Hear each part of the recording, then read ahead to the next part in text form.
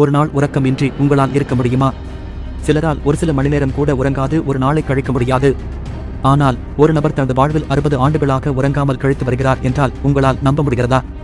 ஆம், வியட்நாமை சேர்ந்த தாய் காக் எனும் 80 வயது முதியவர் உறங்கி 60 ஆண்டுகள் ஆகிறது. வியட்நாம் போரின் சமயத்தில் 1962ஆம் ஆண்டு வாக்கில் கடைசியாக இவர் உறங்கியதாக கூறப்படுகிறது. உணவு, இடம், உடைக்கு அடுத்து தூக்கம் மனிதனுக்கு மிக முக்கியமான ஒன்று. சரியான தூக்கம் இல்லை என்றால் அது மனநிலை, உடல்நிலை இரண்டையும் வெகுவாக பாதிக்கும்.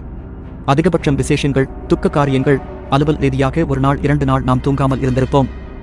ஆனால் 60 ஆண்டுகள் ஒரு நபர் தூங்காமல் வாழ்ந்து வருகிறார். பிற மனிதர்களைப் போல இயல்பாக தனது வாழ்க்கையை கடந்து வருகிறார். அன்றாட வேலைகளில் சாதாரணமாக ஈடுபடுகிறார் என்பதெல்லாம் வியப்பின் உச்சமாக இருக்கிறது. தாய் காக் தாய் என்ஜிஓ 80 வயது, வியட்நாமில் வசித்து வருகிறார். 1962ஆம் ஆண்டு காய்ச்சலால் பாதிக்கப்பட்ட தாய் காக் அதன் பிறகு தூங்கவே இல்லை என அறியப்படுகிறது. தாய் காக் தூங்கி நாங்கள் பார்த்ததே இல்லை என அவரது நண்பர்கள், உறவினர்கள் கூறுகின்றனர். தூங்காமல் புகழ்பெற்ற தாய் காக் பற்றி அறிந்த சில மருத்துவர்கள் அவரை பரிசோதனை செய்து பார்த்து எதனால் இவர் இப்படி இருக்கிறார் என கண்டறிய முடியாமல் குழம்பி போயிருக்கின்றனர். தாய் காக் நிரந்தர தூக்கமின்மையால் பர்மனென்ட் இன்சோம்னியா பாதிக்கப்பட்டிருக்கலாம் என்பது பொது கருத்தாக இருக்கிறது. ஓரிரு மணி நேரம் தூக்கம் குறைந்தாலோ அந்த நாள் முழுக்க சோர்வாக உணர்வோம். போதிய உறக்கம் கிடைக்கவில்லை எனில் மனநலம் அல்லது உடல்நலத்தில் ஏதாவது கோளாறுகள் உருவாகும்.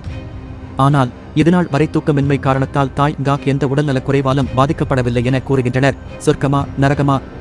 சக மனிதர்களைப் போல தானும் நன்கு உறங்க வேண்டுமென்றே விரும்புகிறார் தாய் காக்.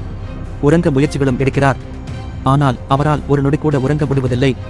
படுத்ததும் உறங்குவது, 8 மணி நேரம் இடையூறு இல்லாத நல்ல உறக்கம் கொள்வது எல்லாம் சொர்க்கம் என கூறும் வழக்கம் நம்மிடையே உள்ளது. அப்படி பார்த்தால் தாய் காக்கின் வாழ்க்கை நரகம் போன்றதுதான்.